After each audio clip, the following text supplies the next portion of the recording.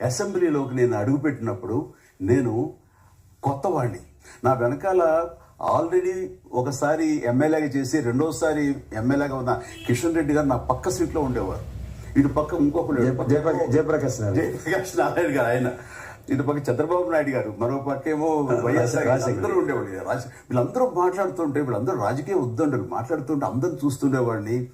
అక్కడ నాకు వచ్చిన షాక్ ఏంటంటే, ఫస్ట్ ఒకళ్ళు దుయ్యబెట్టుకుంటూ తిట్టుకుంటూ అసలు దుర్భాషలు ఆడుకుంటూ కొట్లాడుకునే పరిస్థితి వస్తూ ఇక ఫినిష్ అయిపోయింది, ఇక ఒకళ్ళొకరు మాట్లాడుకోరు, ఇక వీళ్ళు దీర్ఘకాల శత్రువులు వీళ్ళు ఇంకా అనే ఫీలింగ్ వచ్చింది. ఇలా ఉంటుందా అని.